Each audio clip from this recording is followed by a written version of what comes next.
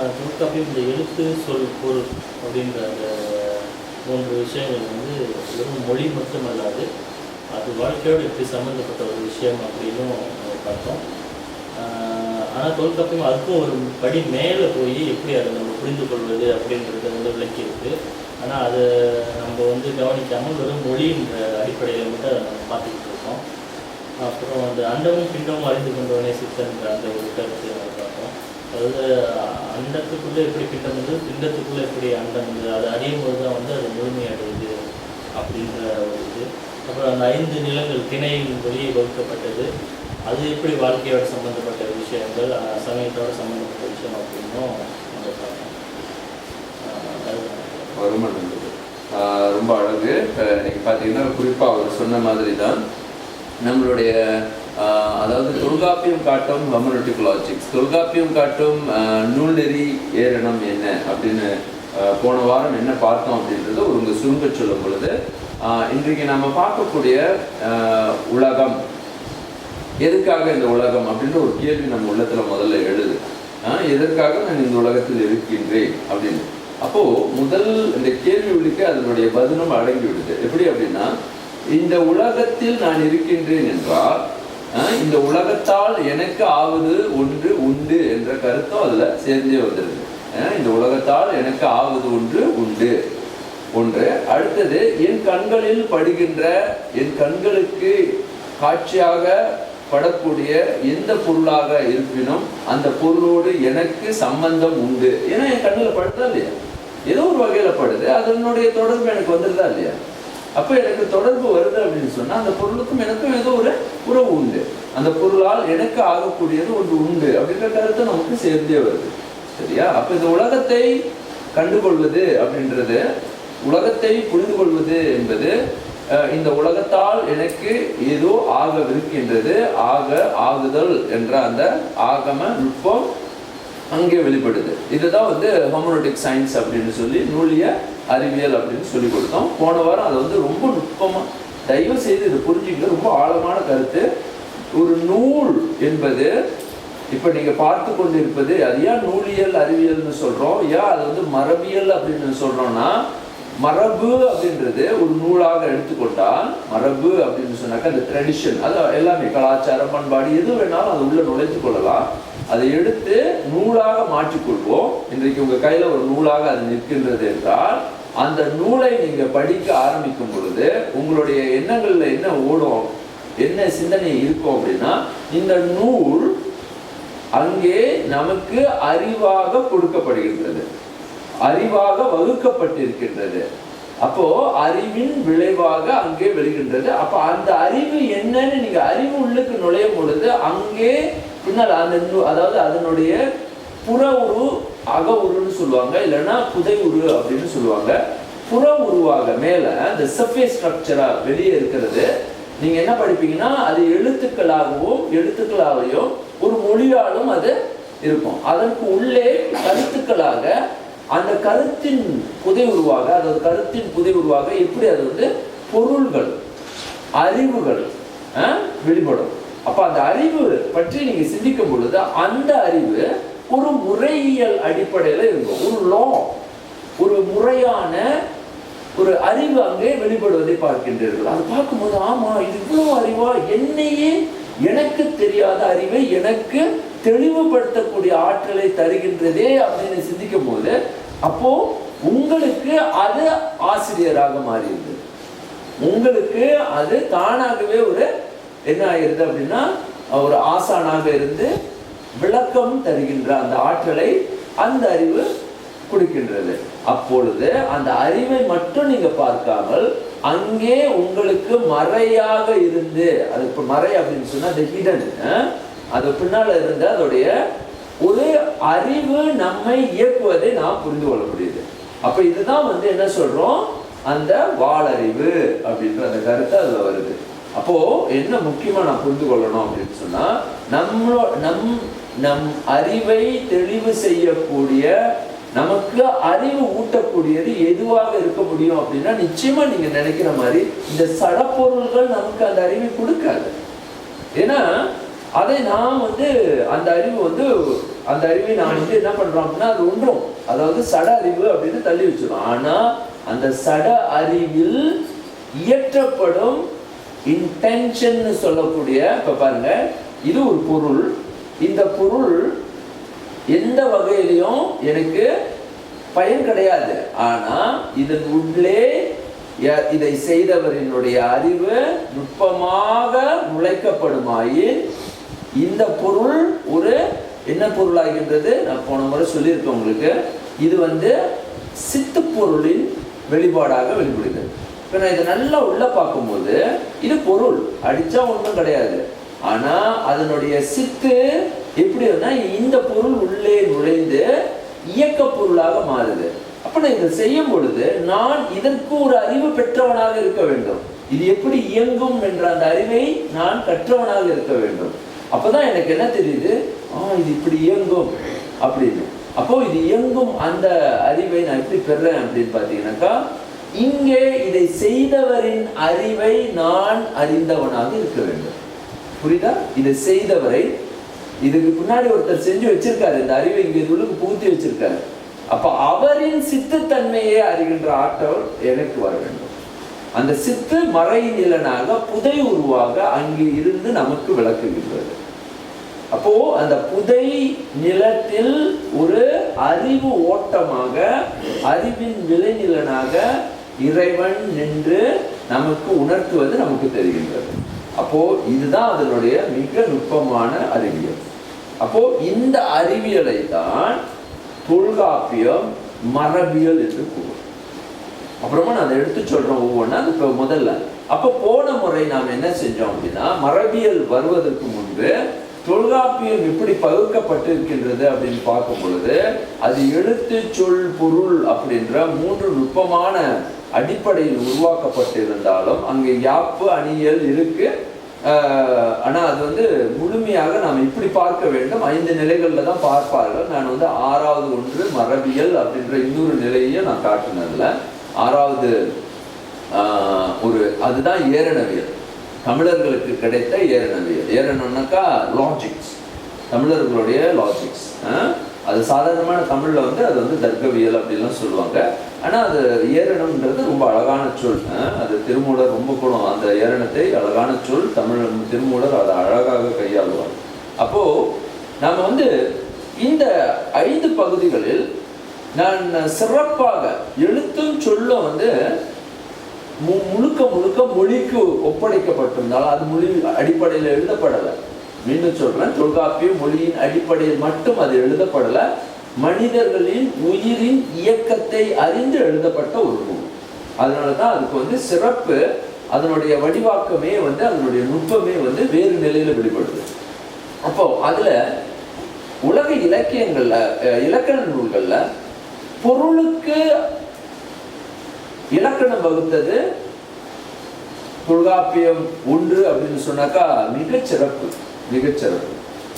அப்ப நான் பொருள் அப்படின்றத போன முறை வந்து ஒரு அழகான ஒரு முறையில விளக்குனா, பொருள் என்பது என்ன அப்படின்னு கேட்கும் பொழுது, அந்த பொருள் என்பது ஆப்ஜெக்ட் ஓரியன்டேஷன் அப்படின்னு இன்னைக்கு ஆங்கில உலகத்தில் சொல்லக்கூடிய பொருளை அடிப்படையாக, பொருண்மை தன்மையை அடிப்படையாக கொண்ட ஒரு அறிவியல். சரி, இது என்ன பொருள் அறிவியல் அப்படின்னு கேட்டீங்கன்னா, இன்னைக்கு எனக்கு பொருள் அறிவியல் அப்படின்னு சொன்னா ஆப்ஜெக்ட் அண்டர்ஸ்டாண்டிங் எனக்கு எப்படி வருது, பொருளை பற்றிய அறிவு எனக்கு எப்படி வருகின்றது அப்படின்னு கேட்கும் பொழுது நீங்க என்னென்னலாம் சொல்ல முடியும்? நான் பிசிக்ஸ் பயன்படுத்த முடியும். ஆப்ஜெக்ட் பத்தி தெரிஞ்சுக்கணும்னா எனக்கு பிசிக்ஸ் பயன்படுது, இல்லைன்னா மெட்டீரியல் சயின்ஸ். எங்க ஸ்கூலுக்கு வந்துருவீங்க, மெட்டீரியல் சயின்ஸ் போதும் சார், அதான் ஆப்ஜெக்ட். அப்போ மெட்டீரியல் சயின்ஸ் அதை பார்த்தீங்க அப்படின்னு சொன்னாக்கா, உலோகங்கள் எப்படி இயங்குது, ஏதோ ஒரு மினரல்லாம் இருக்காரு, கனிம அறிவியல் எப்படி இயங்குது அப்படின்னு பார்க்கலாம். அப்போ இந்த மாதிரி புரிந்து கொள்றது அப்படின்னு. ஆனா நல்லா பாருங்க, தொல்காப்பியம் அந்த மெட்டீரியல் சயின்ஸ்னு சொல்றத, ஆனா அது ஆப்ஜெக்டா வந்து எப்படி பயன்படுத்துறாங்க அப்படின்னு சொன்னாக்கா, அது எலிமெண்ட்ஸ், அந்த ஆப்ஜெக்ட் ஓரியன்டேஷன் அப்படின்னு சொல்லக்கூடிய அந்த பொருள் அறிவை எப்படி காட்ட முயற்சிக்கின்றார் அப்படின்னா வேறுபடுது. அந்த பொருள் அறிவு அப்படின்னு சொல்லும் பொழுது இவர் காட்ட நினைக்கின்ற பொருள் 2 நிலைகள்ல வெளிப்படுது. மீண்டும் சொல்றேன், அது வந்து பிசிக்ஸ்ல அடங்கல, கெமிஸ்ட்ரியில் அடங்கல, ஒரு உயிரியலினுடைய இயக்கமாக மட்டும் அது அடங்கல. அவர் என்ன செய்தார் அப்படின்னா 2 நிலைகள்ல அதை அடக்கிறார், உள்ளடக்கமாக செய்கின்றார். என்ன அப்படின்னு சொல்லும் பொழுது அவர் 2 அறிவியலையும் பயன்படுத்தி ஆக வேண்டும். அங்க நீங்க பாருங்க, நான் வந்து பிசிக்ஸ் பயன்படுத்தினேன் அப்படின்னு சொன்னா அங்க வந்து ஒரு உயிரின் கருத்து வெளிப்படுமா? ஒரு உயிரை பற்றிய அறிவு எனக்கு கிடைக்குமா? கிடைக்காது. நான் எவ்வளவுதான் தேடி கடைசி நிலையில போனாலும் அங்கே இருக்கக்கூடிய சட அறிவு தான் எனக்கு வெளியே வரும் கடைசியா. அது ஒரு எட்டாமுக்கு போனா பார்ட்டிக்கல் அப்படின்னு போய் அப்படியே அந்த அளவுக்கு தான் போக முடியும். பார்ட்டிக்கல் சயின்ஸ் அப்படின்றதோட முடிச்சு போயிடும், அந்த அளவோட தான் முடிக்க முடியும். ஆனா தொல்காப்பியர் அது நன்றாக உணர்ந்திருக்கின்றார். ஒரு பொருளை ஆராயும் பொழுது நிச்சயமாக அது அணுவின் முடிவில் முடிஞ்சிடும். அவரு தொல்காப்பியத்தினுடைய பிறகு பாத்தீங்கன்னா அணு தத்துவவாதிகள் நிறைய இருந்திருக்கிறார்கள். பாத்தீங்கன்னா ஆசிவகத்துல நிறைய அப்படியே ஒரு அது ஒரு பெரிய வரலாறு. அணு ஆராய்ச்சியினுடைய மிக நுட்பமான அறிவியல் தமிழர்களிடையே இருந்திருக்கின்றது. மிக ஆழமான அணு ஆராய்ச்சிகள். இப்ப நீங்க பார்க்கக்கூடிய பிசிக்ஸ் வந்து தமிழர்கள்ட்ட இருந்திருக்கா அப்படின்னா ரொம்ப அழகா இருந்திருக்கு. அப்படியே வெளியே போகாம பாத்தீங்கன்னா தொல்காப்பியத்துள்ளே இருக்கிறேன். ஏன்னா இல்லைன்னா வெளியே போயிடுவோம் வெளியே குறைஞ்சு. ஏன்னா அந்த அளவுக்கு ஆழமான ஒரு அறிவியல் அங்கே இருக்குது. அப்போ அது வந்து பஞ்சபூத அறிவோடு மிகவும் தொடர்புடையதாக இருந்தாலும் ஆனா அணுத்துவ அறிவியல்ல ரொம்ப நுட்பமாக அறிவியலை வளர்த்திருக்கிறார்கள். சரி, இந்த அறிவு தமிழர்களுக்கு இயல்பான அறிவாக இருந்தாலும் அவர்களுக்கு தெரியும் சடம் என்பது அறியப்பட வேண்டியது. ஆனா முதல்ல தமிழ் எழுத்துக்களையே பாத்தீங்க அப்படின்னு சொன்னா தொல்காப்பியர் அழகா பிரித்து தான் அழகா காட்டுறாரு. உயிர் உடல் அப்படின்னு தான் பிரிச்சுட்டாரு. எது உயிராக நிற்கும், எது உடல் அப்படின்னு. அப்போ அப்படிப்பட்ட முதல் எழுத்துக்களின் வடிவையே ஒரு மொழி இலக்கணமே முதல்ல உயிர் உடலாகத்தான் இயங்க வேண்டும் அப்படின்ற அறிவை முதல்ல நமக்கு கொடுத்த ஒரு அறிவியல் நூல். நிச்சயமாக பொருளை பற்றி சிந்திக்கும் பொழுது உயிரை தனித்து பார்க்கிற அந்த அறிவை கொடுக்க முடியுமா? நிச்சயமா முடியாது. அப்போ அவர் என்ன செஞ்சாருன்னா அந்த உயிர் பொருளோடு சேர்ந்து இயங்கும் பொழுது அந்த அறிவியல் எப்படி இயங்கும் நன்றாக பாருங்க. ஒரு ஆப்ஜெக்ட் ஓரியன்டட் அப்படின்னு சொல்லும் பொழுது ஒரு ஆப்ஜெக்ட்ஸ்க்கு வந்து ஒரு விளக்கம் நான் தரும் பொழுது என்னுடைய அறிவு எப்படி இருக்க வேண்டும்னா அங்கே ஒரு உயிர் கலந்த ஒரு ஆப்ஜெக்ட். இப்ப இதுல உயிர் கலந்ததுன்னா என்னது? சித்துத்தன்மையை கண்டுகொள்கின்ற அறிவு இதுல வரணும். சரி, எப்படிதான் இதுல சித்துத்தன்மை இருக்குன்னு நீங்க சொல்லுவீங்க? இப்ப என்னுடைய சித்துத்தன்மையை நீங்க சேர்த்து அறியணும். சும்மா ஒரு பொருள் அப்படின்னா இதுக்கு ஒரு பேர் கொடுத்துருவேன். ஆனா சித்துத்தன்மையை இதுல அறியணும் அப்படின்னா நீங்க எப்படி அறிவீங்க? இப்ப உங்ககிட்ட கேட்கிறேன், இதுல வந்து ஒரு இருக்கு, இது ஆப்ஜெக்ட். இப்ப நான் வந்து ஆப்ஜெக்ட் ஓரியன்டட் திங்கிங், பொறுமை திங்கிங், அதாவது பொறுமை வழி சிந்தித்தல் அப்படின்ற ஒரு கருத்தை உங்ககிட்ட கொடுக்குறேன். இதை எப்படி சிந்தித்தால் 2 நிலைகள்ல பாக்குறது. அதாவது பாத்தீங்கன்னா புதை உருவம், புற உருவம் அப்படின்னு நான் முதல்ல சொன்னேன். Surface, deep. அப்போ இதுல இருக்கிற சித்தை நீங்க வெளியே கொண்டு வருது. ஒண்ணு பொருள், மெட்டீரியல். நீங்க சொல்லுவீங்க இது வந்து என்னன்னா, இப்ப மெட்டீரியல் ஸ்கூல்ல நீங்க என்ன படிப்பீங்க? இதோட டென்சைல் அந்த மாதிரி எல்லாம் நீங்க ஸ்ட்ரெங்த் என்ன, இது என்ன மெட்டீரியல், எந்த உலோகங்களா இல்லைன்னா எந்த பொருள் வழி இது செய்யப்பட்டது அப்படின்றது அதை பற்றி ஆராய்ச்சி செய்து அப்படியே உள்ளுக்கு போயிட்டே இருப்பீங்க. சரியா? ஆனா அது வந்து இந்த பொருளின் சித்து தன்மையை காட்டுமா? காட்டாது. சரி, எப்படி இதோட சித்தை நீ கண்டுபிடிக்கணும்? இப்ப நீங்க இன்னொரு நிலையை எடுக்கணுமா இல்லையா? இது பத்தாது. இப்ப நீங்க இதை மட்டும் எடுத்து கூப்பிட்டு சரி இது சொன்னீங்கன்னா, நீங்க சொன்னீங்கன்னா இதோடைய பொருளினுடைய பாத்தீங்க அப்படின்னு சொன்னா டென்சிட்டி அது இதுன்னு இதெல்லாம் வலிக்கிறது, இதெல்லாம் எனக்கு தேவையில்லை. இப்ப எனக்கு வேண்டியது இதுல இருக்கக்கூடிய இன்னொரு சித்துத்தன்மை. இது எப்படி புரிஞ்சுக்கிறது, எப்படி எழுதுறது, எப்படி உருவாக்கம் செய்யறது?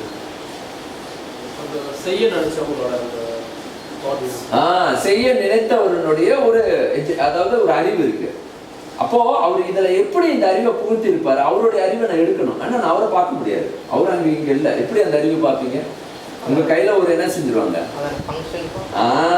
அவர் வந்து ஒரு மெனுவல் மாதிரி கொடுத்துருவாங்க. அதுல என்ன மெனுவல் படிக்கிறதுக்கு முன்னே நீங்க இதை இருக்கோ இல்லையோ நீங்க என்ன பண்ணணும்னா இதோட ஃபங்க்ஷன் அப்படின்னு சொல்லக்கூடிய இயக்க அறிவை கண்டுகொள்ளணும். முதல்ல அவரோட அறிவை படிக்கிறதுக்கு முதல்ல அதோடைய இயக்க, அதுக்கு முன்பு முதல்ல என்னன்னா ப்ராப்பர்ட்டிஸ் சொல்லக்கூடிய அதோடைய இயல்புகளை முதல்ல பிரிப்பீங்க. அந்த இயல்புகளை பிரித்துட்டு எந்த இயல்புகள் எந்த இயக்கத்திற்கு காரணமாகின்றது அப்படின்னு இன்னொரு பகுதியை உள்ள ஆழ்ந்து சிந்திப்பீங்க. அப்போ இன்றைக்கு நான் ஏன் இது சொல்லித்தரேன்னா, இது ஆப்ஜெக்ட் ஓரியன்டட்ல நீங்க படிச்சீங்கன்னா இப்படித்தான் உங்களுக்கு கற்றுக் கொடுப்பாங்க. ஒரு ஆப்ஜெக்டை நீங்க ஆராய்ச்சி பண்ணணும் அப்படின்னா, ஒரு ஆப்ஜெக்டை உருவாக்கணும் அப்படின்னு சொன்னாக்கா இப்படித்தான் முதல்ல சிந்திக்கணும் அப்படின்னா அவங்க பகுத்து காட்டுவாங்க.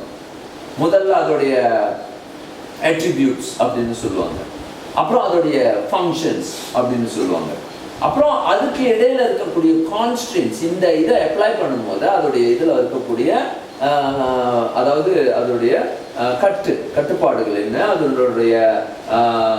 அதோடைய என்ன சொல்லுவாங்க, குறை நிறைகள் எப்படி இருக்கின்றது, அதற்கு இருக்கக்கூடிய லிமிட்டேஷன் சொல்லக்கூடிய வரம்பு என்ன அப்படின்ற அதனுடைய வரம்பையும் அறிய வேண்டிய ஒரு இதை 3 நிலைகளை பிரித்து முதல்ல பார்க்க வேண்டிய அந்த அறிவை நீங்க எடுப்பீங்க. அப்ப இதுலதான் அந்த சித்து தன்மையே வெளியே இருக்கிற அந்த இது வருது பாருங்க. ஆனா தொல்காப்பியர் இதையும் கொடுத்து எப்படி இன்னொரு வழியை நமக்கு சொல்லித்தராரு அப்படின்னா, இன்னொரு வழியை அதுல உள்ள புகுத்துறாரு அப்படின்னு சொன்னா, சரி இவ்வளவு ஃபங்க்ஷன் இதெல்லாம் செய்ய முடியுது, ஆனா இது உள்ளுக்கு என்ன இருக்கும் அப்படின்னா, இதுல என்ன இன்னொரு நிலை அதுல பார்க்க முடியாமல் போகுது அப்படின்னாக்கா உயிர்ப்பு தன்மை. சரி நிச்சயமா இதை அமுத்தினா அது வேலை பார்க்கும், என்ன செய்யும் அப்படின்றது தெரியும். ஆனா இதனுடைய இன்னொரு மனித குணம் எப்படி இருக்கும் அப்படின்றது தான் இன்னொரு நுட்பமான ஆராய்ச்சி. இதை எப்படி செய்தார் அப்படின்னும் பொழுதுதான் நான் போன முறை சொன்னேன், அண்டத்தில் உள்ளதே பிண்டம், பிண்டத்தில் உள்ளதே அண்டம், அண்டமும் பிண்டமும் நேர் அறிந்து கொண்டவனே சித்தன் அப்படின்னு அகத்தியரும் சட்டமணிநாதர் இப்படி பார்த்தீங்கன்னா திருமூலர் நமது நாயன்மார்கள்லாம் இதை அழகாக சொல்லிக் கொடுப்பாங்க. அண்டப்பிண்ட கருத்தை ரொம்ப அழகாக விரித்து ஆராய்வார்கள். இன்றைய தமிழ் மரபு அதை அழகாக, அதாவது பார்த்தீங்கன்னா நம்மளுடைய தெய்வ முத்தர்கள் அப்படின்னு சொல்லக்கூடியவங்க இதை ரொம்ப அழகாக விரித்து சொல்லுவாங்க. ஆனா தொல்காப்பியர் இலக்கணமா கொடுக்குறாரு, அதுதான் ஆச்சரியமானது. இப்ப தெய்வீக தன்மையில அதை சொல்லும் பொழுது அது வேற, ஆனா அது இலக்கணமா வகுத்து காட்டுறது அது ஒரு பெரிய நுட்பமா இல்லையா? அதை எப்படி வகுத்து காட்டினார் அப்படின்னு சொன்னா, அகம்புறம் அப்படின்னு பிரிச்சார் பாருங்க. திருப்பி அதே கருத்து, இவ்வளவு ஆழமான கருத்து பாருங்க. 2 நிலையில இதை புரிந்து கொள்ளணும், சர்ஃபேஸ் ஸ்ட்ரக்சர், டீப் ஸ்ட்ரக்சர், அகம் புறம். அதனாலதான் அகத்திணை புறத்திணை அப்படின்ற மாதிரி பிரிப்பாங்க. அப்ப அது உள்ளுக்கு நீ எதை சிந்தித்தாலும் முதல்ல சர்ஃபேஸ் டீப் அப்படின்ற 2 நிலைகள்ல பார்க்க வேண்டும். சர்ஃபேஸ் என்பது நீ என்னன்னா பாத்தீங்கன்னா புதை, அதாவது புற உருவாக இருப்பது, வெளியில் நாம் அதனுடைய சாதாரண இங்க பார்க்கக்கூடிய இயல்புகளை கண்டறிதல். டீப் அப்படின்னு சொல்லக்கூடிய அகம் என்பது அங்கே ஒளிந்திருக்கும் சித்து தன்மையை அறிந்து கொள்கின்ற அறிவு. இந்த அறிவு பார்த்திருக்கீங்களா? இந்த மாதிரி இந்த காலத்துல உருவாக்கப்பட்டிருக்கு. ஏறக்குறைய பாத்தீங்கன்னா ஒரு 700 பிசி 700 ஆண்டு பிசி. இதுல ஒரு சிக்கலும் உண்டு, அது பிறகு பார்க்கலாம். இதுல நிறைய கருத்து வேறுபாடுகள், தமிழ் அறிஞர்கள் மத்தியிலேயே பெரிய சிக்கல் போராட்டங்கள் ஓடிக்கொண்டிருக்கின்றன. சரி, அது ஒரு புறம் வைத்துக் கொள்வோம். ஆனா இருப்பினும் இப்போ என்ன அப்படின்னு பார்க்கும் பொழுது, அந்த காலகட்டத்திலேயே இந்த அளவுக்கு ஒரு பொருளை பார்க்க வேண்டும், அந்த பொருளில் 2 கண்களை புகுத்த வேண்டும் அப்படின்ற அந்த நுட்பத்தை கையில கொடுத்தவர் நம்ம உண்மைதான். இதை நீங்க நல்லா பாருங்க, உலகத்துல தேடுங்க, ஒரு ஹிஸ்டரி எடுத்துக்குவோம். உலகத்துல பாருங்க, அரிஸ்டாட்டில் எடுத்துக்குவோம், சாக்ரட்டிஸ் எடுத்துக்குவோம், அவங்களுடைய கிரீக்கு, அவங்களுடைய அறிவியல் எல்லாத்தையும் அப்படி எடுத்துட்டு வருவோம். சாக்ரட்டிஸ், அரிஸ்டாட்டில்லாம் ரொம்ப நுட்பமான அறிவியல்வாதிகள், இல்லைன்னு சொல்றதுக்கே கிடையாது. அவங்கெல்லாம் அறிஞ்சிருக்காங்க. ஆனா இந்த அளவுக்கு அகநுட்பம், டீப் ஸ்ட்ரக்சர், சர்ஃபேஸ் ஸ்ட்ரக்சர், அதுல சித்து தன்மையும் இதையும் அறிந்து கொள்ற அந்த அறிவையும் சேர்த்து கொடுக்குற அறிவு அவங்க இல்லை. அப்போ பாத்தீங்கன்னா இது பெரிய புரட்சி. இப்போ தவிசம் எடுத்துக்கொண்டாலும், தவிசம் அப்படின்னு ஐச்சிங் அப்படின்னு சொல்றது, இதெல்லாம் ஏறக்குறைய 500 ஆண்டுகளுக்கு முன்பு எழுதப்பட்டது. புத்தகம் அதே மாதிரி தான். ஆனா அங்கு கூட இந்த 2 கொள்கை தான் வந்தது. அதாவது பூலியன் ஸ்ட்ரக்சர் தான் வந்தது. அதாவது ஒரு 1-0 கான்செப்ட் தான் வந்ததே தவிர அகப்புறம் அப்படின்ற கருத்து வருது. அதாவது 2 நல்லா புரிஞ்சுங்க. பூலியன் அப்படின்றது எல்லாத்துலயும் 2 பார்க்கலாம், 2 இயல்பு இருக்கு அப்படின்ற அந்த கருத்து. அதாவது அகப்புறம் அப்படின்றது 2 கருத்து தான். ஆனா இதுல இந்த பார்வையில ரொம்ப முக்கியமானது, அவர்கள் என்ன நினைத்தார்கள்னா, இரவு அப்படின்ற ஒரு கருத்தை சிந்திப்போமானால் அங்க பகல் என்ற கருத்து வருகின்றது அப்படின்ற கருத்து சொன்னாங்க, சொல்லிக் கொடுத்தாங்க. அவர்களுடைய அறிவை அந்த மாதிரி வளர்த்து கொண்டு வந்தாங்க. ஆனா அதை வந்து இப்படி சித்து சடம் சித்து சடம் சித்து சடம் அப்படின்னு சிந்திக்கிற அந்த அறிவை நமக்கு ஆரம்பத்துல இருந்து கற்றுக் கொடுத்துட்டு வருது தொல்காப்பியம். அது ஆரம்பத்துல வர மொழியிலேயே முதல்ல சித்து சடம்னு சிந்தி ஒரு உயிர் உயிர் இல்லாத பொருள். எவ்வளவு அழகான அந்த சிந்தனை பாருங்க, இப்படி வகுத்திருக்காங்க அந்த இலக்கண அமைப்பை பாருங்க. அப்ப சித்து சடம்னு வகுக்கும் பொழுது நம்ம என்ன பார்க்கிறோம் அப்படின்னா, அண்டம் பிண்டம்னு சிந்திக்கும் பொழுது பிண்டம் அப்படின்றது இது. அப்போ அண்டத்தை நான் வந்து முதல்ல ஒரு அழகான அடிப்படையில முதல்ல சிந்திக்கிறதுக்கு, அண்டம் அப்படின்னா இந்த உலகத்துல இருக்கக்கூடிய எல்லா அண்ட நிலைகளையும் பார்க்கிறேன். அந்த அண்டம் என் பிண்டத்தின் உள்ளே வந்தா, என் உடம்புக்கு வந்தா என்ன நடக்கும் அப்படின்றத பார்க்க வைக்கிறாரு. அதை தான் திணை அறிவியல் அப்படின்னு சொன்னேன். இந்த திணை அப்படின்றத அகம்புறம்னு பிரிச்சாங்க. போன முறை நம்ம வந்து எத்தனை திணைகள் பார்த்தோம் அப்படின்னு சொன்னாக்கா 5 திணைகள் அன்பின் திணைகள்னு பார்த்தோம். அடிப்படையிலே 3 வகை சிந்தனைகளை தான் நமக்கு கற்றுக் கொடுக்குறாரு. 3 வகை குண அடிப்படைகளை முதல்ல கற்றுக் கொடுக்குறாரு. அதாவது பார்த்தீங்கன்னா 3 வகை குண அடிப்படைகள் அப்படின்னு சொன்னா, நீ வாழ்வதற்கு என்ன காரணம் அப்படின்னு கேட்டீங்கன்னா நீங்க பல காரணங்கள் சொல்லலாம். நான் வந்து எதுக்காக வந்தேன் அப்படின்னு. ஆனா அடிப்படையில ஒரு வாழ்வதற்கு ஒரு ஊட்டச்சத்து there must be a பாத்தீங்க அப்படின்னு சொன்னா the secret for life. நம்மளுடைய உயிர்ப்புக்கு the existence secret for our existence என்ன அப்படின்னு கேட்டா அன்புதான். இந்த அன்பு அங்க இல்லாம போடுச்சுன்னா நம்ம வாழ்றதுக்கு ஒரு தன்முனைப்பு இல்லாம போயிடுச்சு. அதாவது அன்பு என்பது எல்லா உயிர்களுக்கும் ஏதோ ஒரு வகையில நடக்குது. செடிகளும் உட்பட ஓர் அறிவிலேயே அன்பு ஆரம்பமாயிருக்கு. ரொம்ப நல்லா நீங்க ஆராய்ச்சி பண்ணீங்கன்னா தொல்காப்பியமே நமக்கு கற்றுக் கொடுத்துரும். அன்பு திணைய வகுத்த பிறகு அந்த பாருங்க, அது ஓரறிவு ஈரறிவுன்னு 6 அறிவையும் அந்த விளக்கமும் சொல்லும் பொழுது எங்க அறிவு தோன்றுகின்றதோ அங்கேயே அந்த வாழும் ஊட்டச்சத்தாக வாழ்வதற்கு ஊட்ட சக்தியாக இருப்பது அன்புதான் அப்படின்றது முதல் கருத்து அங்க வச்சிருக்கு. இது ரொம்ப நுட்பமான கருத்து. அன்பு அப்படின்றது சிதைவு படக்கூடாது அப்படின்றதுல ஏதோ ஒரு நிலையில அந்த அன்பு நிற்கின்றது, அது வாழ துடிக்க செய்கின்றது. அந்த டிசைர் ஃபார் எக்ஸிஸ்டன்ஸ், வாழ்வதற்கு, நான் வாழ்வதற்கு இல்ல உயிர்ப்பிப்பதற்கு ஒரு காரணம் என்ன? அன்பு. அப்போ இந்த அன்பு தான் இன்னைக்கு வந்து பிளவுபட்டு எந்தெந்த நிலையிலயோ விளக்கப்பட்டுட்டே போகுது. ஆனா 3 கருத்திலே அன்பை நிறுத்திடுறாரு. 3 அடிப்படைகள்ல தான் அன்பை அதாவது அன்பினுடைய அதாவது உணர்வுகளை 3 அடிப்படையில விளக்கிறாரு. ஒரு உயிரை எடுத்துக்குவோம், 3 நிலையில தான் அந்த உயிரினுடைய இயக்கம் அறிவு இருக்கும். அப்படின்னு 3 நிலைப்பாடுகள் என்ன அப்படின்னா, ஒன்று வாழ்வதற்கு ஊட்டச்சத்து, நம்ம எடுக்கக்கூடிய the greatest life வைட்டமின் உயிர் சத்து என்ன அப்படின்னா அன்பு அப்படின்றது திண்ணம். ஆனா இந்த அன்பை சிதைக்கக்கூடிய 2 நிலைகள் இருக்கும். 2 நிலைகள் இருக்கும். ஒன்று என்ன அப்படின்னு பாத்தீங்கன்னா ஒருதலை காமம் அப்படின்னு சொன்ன, இன்னொன்று அந்த பொருந்தா காமம் அப்படின்னு சொல்லி கொடுத்தேன். இது 2 நல்லா ஆழமா புரிஞ்சுக்கிட்ட 3 ஸ்ட்ரக்சர் தான். நீங்க நல்லா உங்களுடைய நீங்க என்ன சோசியல் சயின்ஸ் படிங்க, என்ன வேணாலும் படிச்சு முடிச்சு பாருங்க, இந்த 3 கருத்தை மீறி எனக்கு தெரியல புதிதாக ஒரு அறிவு கொடுக்க முடிஞ்சா அது ரொம்ப சிறப்பா தான் இருக்கும் வாழ்வதற்கு. சரி, நான் வாழ நினைக்கிறதுக்கு ஊட்டச்சத்து அன்புன்னு நான் சொல்லிட்டேன். ஆனா நான் அன்பை செலுத்தும் பொழுது அது எந்த மாதிரி 2 விளைநிலைகள் எனக்கு கொண்டு வருது. ஒண்ணு பாத்தீங்க அப்படின்னா, நான் விரும்புவேன், ஆனால் அந்த விருப்பத்துக்கு உரிய பொருளாக அது இருக்காது. அதனாலதான் முதல்ல என்ன சொன்னா இருக்கு அப்படின்னா, அதுக்கு பேர் வந்து அதான் பிறகு அதை கைப்பிள்ளை அதெல்லாம் விளக்கலாம். ஆனா முதல்ல நீங்க என்ன சொன்னா, ஒண்ணு பொருந்தா காமம், இன்னொன்னு வந்து என்ன சொன்ன ஒருதலை காமம். அதாவது நான் அந்த பொருளை விரும்புகின்றேன், ஆனா அந்த பொருள் எனக்கு கிடைப்பதற்கு தகுதி, அதாவது எனக்கு அந்த தகுதி கிடையாது, அது எனது விருப்பம் மட்டுமே.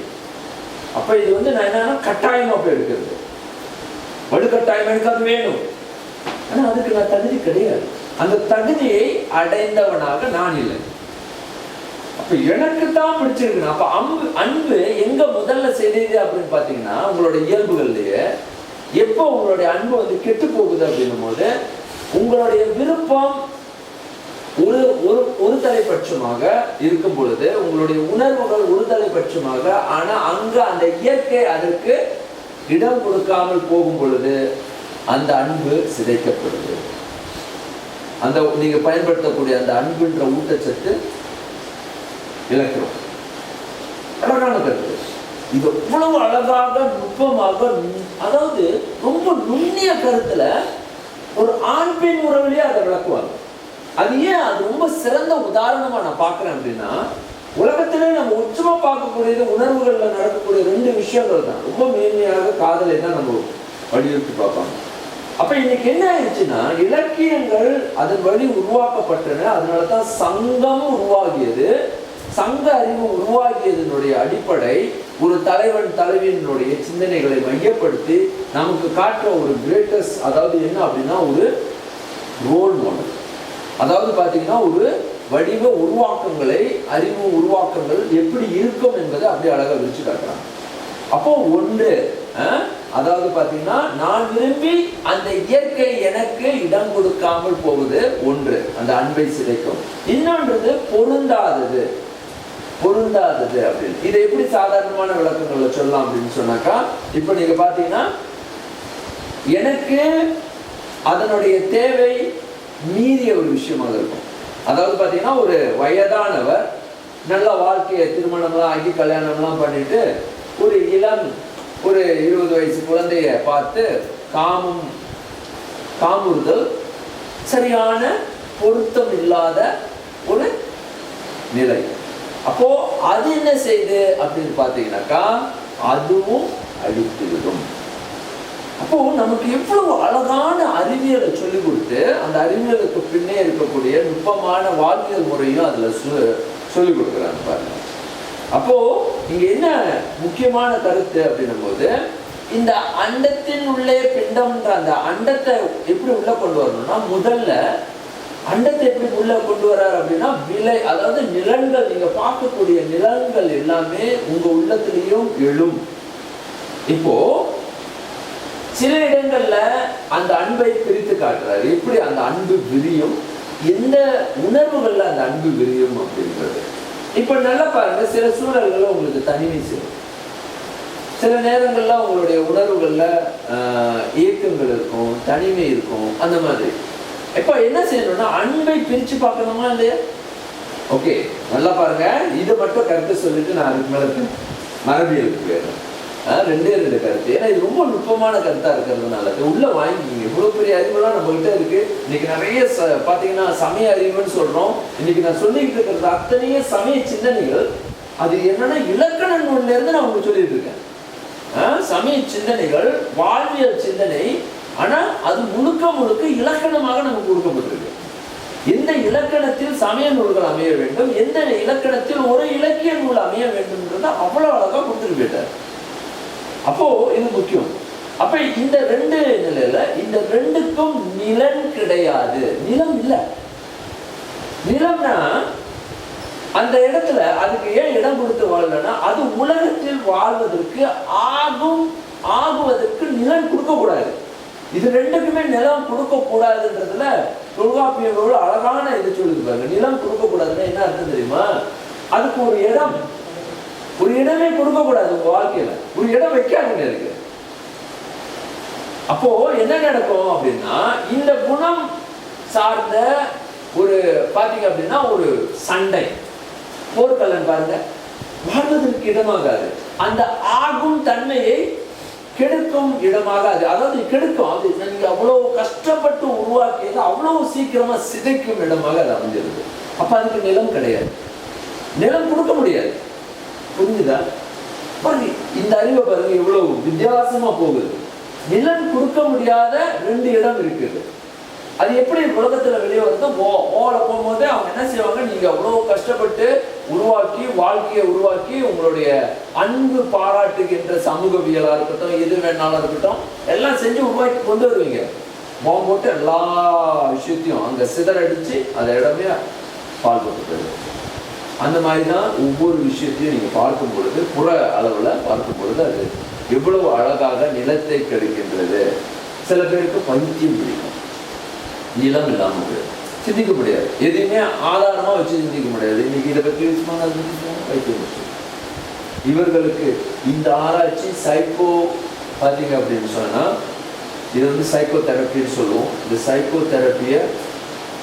தெரப்பிக்கும் அழகான விளக்கம் கொடுத்தவர் வந்து தொல்காப்பியம். அது இன்றைக்கு நான் பேசல. அந்த சைக்கோ தெரப்பி அப்படின்னா நான் என்னுடைய இன்னொரு அடுத்த இதுக்கு போயிருக்கேன். அதுதான் ஆகம உளவியல், ஆகம சைக்காலஜி, ஆகமிக் சைக்காலஜின்னு சொல்லி. இதுக்கும் அதுதான் கிராமர். அதை வைத்து தான் நான் நிறைய ஆகமிக் சைக்காலஜி பெரிய பெரிய நுட்பமான கருவிகளே உருவாக்கி வச்சுருக்கேன். இந்த பாம் டெஸ்ட் அப்படின்னு சொல்லக்கூடிய கருத்தேர்வு, அப்படியே உங்களோட இதை போட்டதோடையே உங்கள் மனசில் என்ன ஓட்டங்கள் ஓடுது அப்படின்னு அழகாக சொல்லிடலாம். தொல்காப்பியம் அவ்வளோ அளவுக்கு ஒரு ஈஸி. என்னதான் பண்ணுறீங்க, இது என்ன ஜோதிடமா? நிச்சயமாக ஜோதிடம் தான். ஏன்னா எல்லாரும் ஜோதிடம் மேலே பகை பாராட்டுறது தான். அந்த பகைமை பாராட்டுறது தான் நமக்கு ரொம்ப பிடிக்கும். அறிவியல் எல்லாத்தையும் தூக்கி எறியறதுக்கு நமக்கு ஒன்று வேறு எதுவுமே வேணாம். நம்மளோட அறிவு இயலாமையே போதும். எல்லாத்தையும் அறிவு பார்க்கறதுக்கு கஷ்டம், புரியறதுக்கு கஷ்டம் அப்படின்னு சொன்னாக்கா உடனே அது எனக்கு வேண்டாம், அது மூட நம்பிக்கை தள்ளி வச்சு. ஏன்னா நம்மளுடைய இயல்பு அப்படி போயிட்டு இருக்கு. எந்த அறிவியலும் கொஞ்ச நேரம் உள்ள பார்ப்போம், இது என்னமோ அறிவியல் சொல்லுது, இன்னமும் இருக்கு, இது என்னது அப்படின்னு கொஞ்சம் உணர்வு உள்ள கொடுத்து பார்ப்போமே அப்படின்ற அந்த இயல்பு தான் நமக்கு போயிடுது. சரி, இது ஒரு புறம். அப்போ நிலன் பற்றி அறிவு சொல்லியாச்சு. அன்புக்கு வந்துருவோமா? அந்த அன்பை 5 நிலன்களாக பிரித்தார்கள். இதை பற்றி விளக்கமாக சொல்லணும் அப்படின்னா இன்னைக்கு அதே மரபியலுக்கு வந்து நான் முடிச்சு தொல்காப்பியத்தை முடிச்சிடறேன். ரொம்ப முக்கியமாக 5 நிலன்களை, அன்பை 5 உணர்வுகளாக பிரித்தாங்க. ஒரு மனிதனுடைய அன்பு 5 உணர்வாக பிரியும் அப்படின்றத அழகாக பிரிச்சு காட்டுறாரு. 5 நிலைகள்ல பிரியும் அப்படின்றது. சரி, 5 உணர்வுகளாக அன்பு பிரியும் அப்படின்னா எப்படி பிரியும், எந்த மாதிரியான நிலையில பிரிக்க முடியும் அப்படின்றத முதல்ல ஒண்ணு காட்டுவாங்க. பாருங்க, அன்புக்கு முதல் நிலை குறிஞ்சி அப்படின்னு சொல்லி அந்த நிலம் வச்சுதான், நிலத்தை வச்சு உணர்வை சொல்லிடுவாங்க. அதாவது முதல் உணர்வு புணர்தல் அப்படின்னு சொல்றது. புணர்தல்னா என்ன? அன்பு நம்ம என்ன செய்யும் அப்படின்னு சொன்னா, இப்போ முதல்ல இரு உள்ளங்கள், அது ஆணோ பெண்ணோ, பிறகு நம்மளுடைய விசாரணையில பெண் எடுத்துக்குவாங்க. அங்க ரொம்ப அழகா பெண்ணை தான் எடுத்துக்குவாங்க. புணர்தல் அப்படின்னு சொன்னாக்கா என்ன அர்த்தம் அப்படின்னா, பார்க்கிறேன், இவரோடு பார்க்கும் பொழுது எனக்கு பிடிக்குது, இவங்க கூட பேசும்பொழுது பிடிக்குது, அப்போ இவரோடு என்னால் உணர முடிகின்றது. ஏன்னா அங்க வந்து ஒரு உடன்பாடு வருது. எனக்கும் அவருக்கும் வந்து ஒரு விதமான ஒரு வழியில் அன்பு எப்படி வெளியாகுதுன்னா ஒரு உடன்பாட்டை ஏற்படுத்துது எங்க உள்ளுக்கு. அதுக்கு பேர் தான் புணர்தல். ஒரு விதமான அக்ரிமெண்ட், ஒரு விதமான பாத்தீங்க அப்படின்னு சொன்னாக்கா அந்த ஒரு கன்கார்டன்ஸ் சொல்லுவாங்க, இல்லைன்னா ஒரு விதமான அந்த இதை வந்து ஏற்படுத்துது அன்பு. அப்ப புணர்வை முதல்ல ஏற்படுத்துது. அது குறிஞ்சில நடக்குது. அது ஏன் குறிஞ்சில நடக்குதுன்னு சிந்திச்சீங்கன்னா ரொம்ப ஆச்சரியமா இருக்கும். பரவாயில்ல, அது வேண்டாம், இன்னைக்கு தொல்காப்பியமே பாடமா போயிடும் ரொம்ப. அதற்கு பிறகு பாத்தீங்க அப்படின்னா மருதம். இந்த மருதம் அப்படின்றது ஆற்றுப்படுத்தல், இருத்தல். அப்படின்னா என்ன அர்த்தம் அப்படின்னு பாத்தீங்கன்னா, உங்க அன்பு முதல்ல உங்களை என்ன செய்ய வைக்கும், ஒருத்தருடைய நல்ல உணர்வை ஏற்படுத்தி புணர வைக்கும். இன்னொரு நிலையில உங்களை இருத்தல், ஆற்று அப்படின்னா உங்களை வந்து என்ன செய்யும், அந்த உணர்வுல ஆற்றுதல், ஆற்றுப்படுத்தல், இருத்தல் அப்படின்னா என்ன அர்த்தம் அப்படின்னு சொன்னாக்கா, நினைவுக்கு அவரை பற்றிய நினைவுகளை கொண்டு என்னால் வாழ்வதை நான் செய்ய முடியும். இப்ப பாருங்க, நீங்க யாருடைய நினைவுல வாழ்றீங்க? சில பேருடைய நினைவுகளை நினைச்சு, உங்க அம்மா அப்பா இருக்கும் பொழுது உங்களுக்கு இப்ப எனக்கெல்லாம் வந்து சில நினைவுகள் உண்டு. இப்ப தாய் தந்தை இங்க இருந்தாலும் பிரிந்திருந்தாலும் உங்களுடைய தாய் தந்தை நினைவுகள் உங்க மனதில் இருக்கும். ஒரு விதமான ஆற்றுப்படுத்தும், இருத்தல், அந்த நினைவு ஆற்று உங்களோட மனசுக்கு ஆறுதலாக அன்பு காட்டிக்கொண்டே இருக்கிற ஊட்டச்சத்தாக மாறு. இவ்வளவு அழகான கருத்து பாருங்க. ஆற்றுப்படுத்துறது தான் உங்களை தன்மைப்படுத்துது.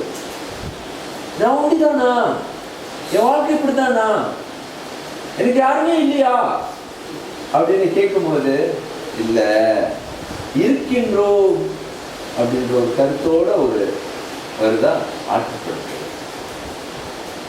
அடுத்தது நெய்தல் அப்படின்ற மன்னிக்கணும், அடுத்தது மருதம்.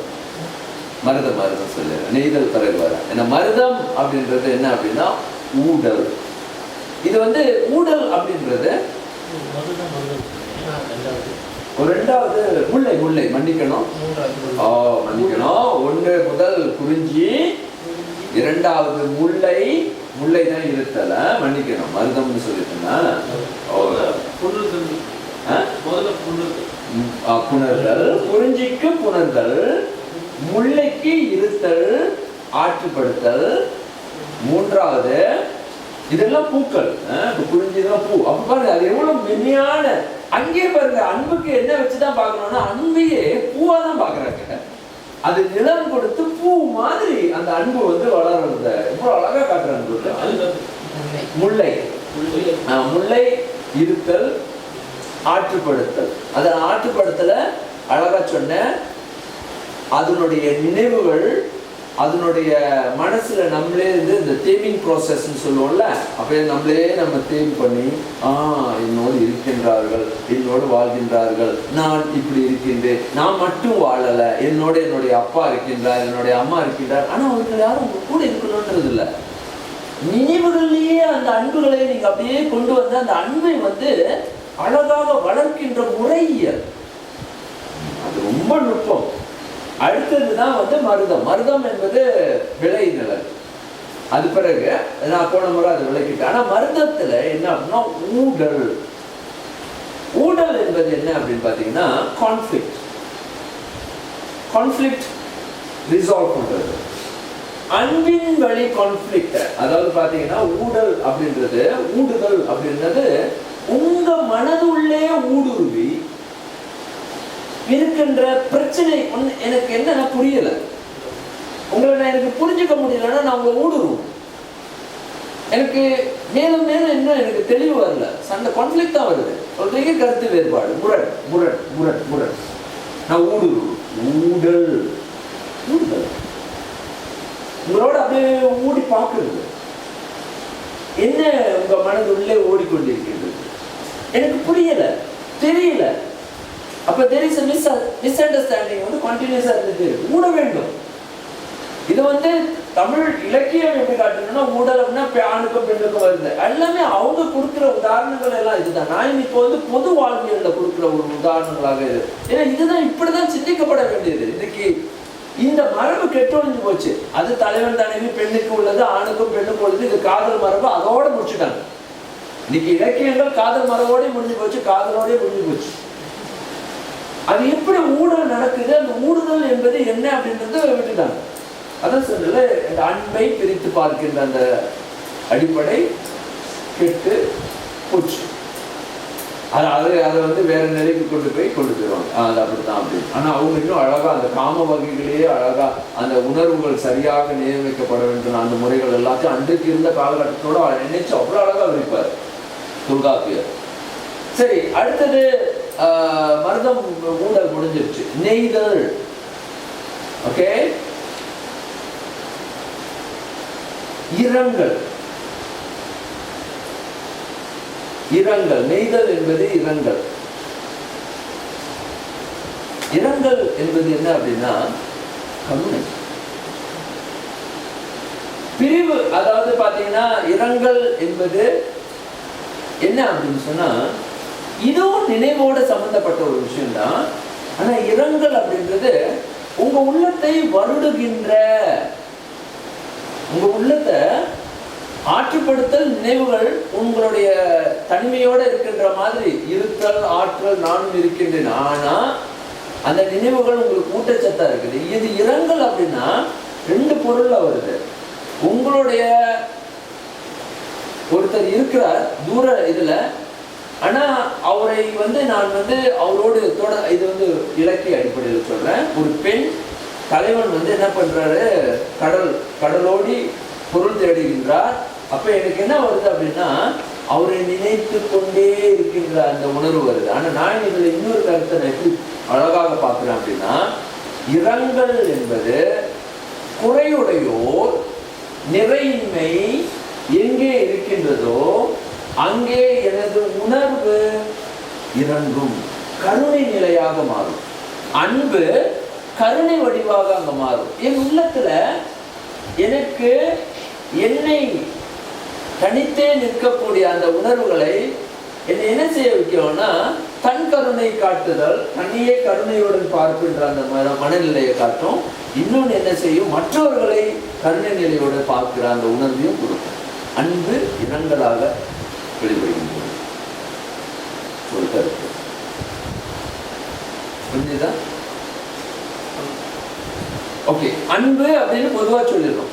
அன்பு எப்படி வெளிப்படுகின்றோம்னா 5ஆ பிரிக்கிறோம். அந்த 5ல ஒன்றொன்றா சொல்லிட்டு வரோம். ஒன்று நினைவு, ஒன்று புணர்வு, இன்னொன்று ஊடல், பிரச்சனையை கான்ஃப்ளிக்ட் ரிசால்வ் பண்ற அந்த இது. மூன்றாவது அது மற்றவர்களின் இயலாமையை கண்டு இறங்கும். இரங்கல் அப்படின்னா 2 நிலை. அன்பு நிலை கொஞ்சம், அதாவது பாத்தீங்கன்னா இடறதுக்கு ஒரு கருணை இருக்கலாம். ஆனா இது 2 நிலையில வெளிப்படுது. ஒன்று இரங்கல் அப்படின்றது ஒரு கருணையாக, ஒரு கருணையாக இறங்குதல். அது எப்படி கருணையாக இறங்குதல் அப்படின்னு சொன்னாக்கா, பொருள் வந்து இறங்குதல் அப்படின்னாலே இந்த கருணை அப்படின்றது தான் வரும், பொருள் இறங்குதல் அப்படின்றது. ஆனா இங்க என்ன அப்படின்னு சொன்னாக்கா, ஒரு பிரிவை இல்லைன்னா ஒரு தன்னை பற்றிய ஒரு மனநிலையில் நம்ம வந்து என்ன செய்யறோம், சாதாரண